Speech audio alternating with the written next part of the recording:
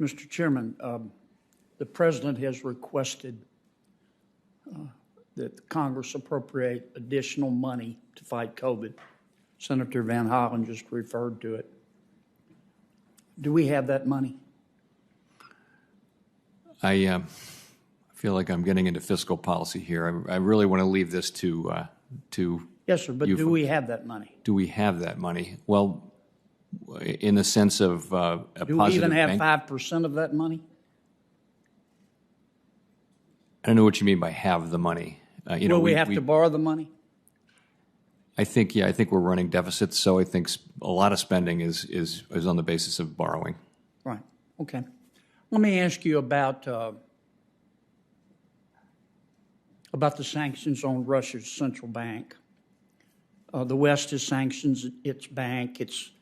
And you say it has, or some say that it has basically prevented from Russia from using those foreign reserves because they're foreign reserves. They're not in Russia. They're in other banks in other countries. Has China joined in that sanction? No, I don't believe so. So if China wants to, it could support the ruble, could it not? In theory, yes. Okay. Now, does that sanction on the foreign reserves of Russia by the West, does that stop dollars and euros from coming into Russia?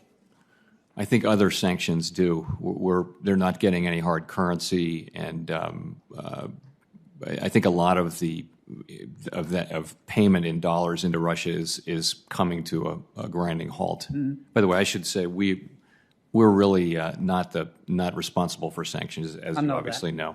You're not responsible for climate change either, but that doesn't stop the Federal Reserve or for elementary and secondary education. But that hasn't stopped the Federal Reserve from having an opinion. Not you, but some of your colleagues. Now, the West has said, the President has said, we're going to throw Russia out of the international community and we're going to throw Russia out of the international marketplace. And obviously, we all agree with that. And he sanctioned everything. But he hasn't sanctioned Russia's energy. Europe is going to continue to buy Russian oil and gas, despite the fact that Europe has 1,000 trillion cubic feet of natural gas that it refuses to produce. And America, right now, we're continuing to buy Russian oil. So how are we going to throw Russia out of the international community and global markets if we don't attack their oil?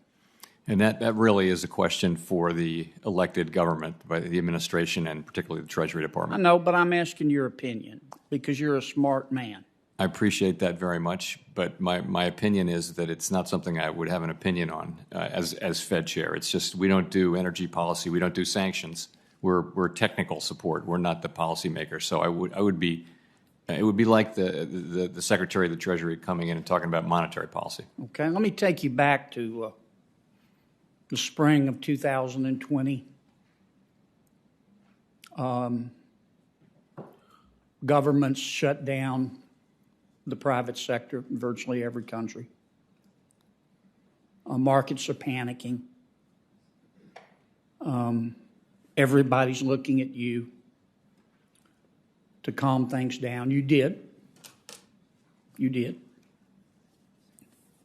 And one of the things you did, aside from the currency swap line that you established, well played. You said we meaning the Federal Reserve, are going to provide capital to American businesses. Okay? And you did. And you kept us going. And I thank you for that. Suppose, though, the Federal Reserve had said at that time, we're going to keep American businesses going and we're going to supply the capital, except we're going to use this opportunity to bankrupt the oil and gas community, the oil and gas sector. Where would we be today if we'd done that? You'd be very unhappy with me, and appropriately so. Why is that? Well, because some of your possible new colleagues think we should have done that. Ms. Raskin has talked about that, said we should have taken the opportunity to at that point to bankrupt oil and gas. So I don't want to get into the I just thought I'd slip that in. I'm not asking you to comment on Ms. Raskin, our reserve trust, or the other things that we need to get to the bottom of. I'm asking you to tell me what would have happened if we used that opportunity to bankrupt the fossil fuel industry, as Ms. Raskin suggested we should. Well, strike the Raskin part. That makes you nervous, I can tell. I just, we're a creature of law. You passed the CARES Act. It didn't say anything about picking and choosing, and we weren't going to do that. We didn't do it. You think picking and choosing is a bad idea? I think, we actually have a document I have right here from 2009 where it's sort of our document where we negotiated with the Treasury Department who does what, and it talks about the fact that we don't get into allocating credit. We try to affect broad credit conditions. We don't allocate credit to particular industries. And that's a document that we think is sort of one we live with. Thank you, Mr. Thank you, Chairman. Senator Kennedy.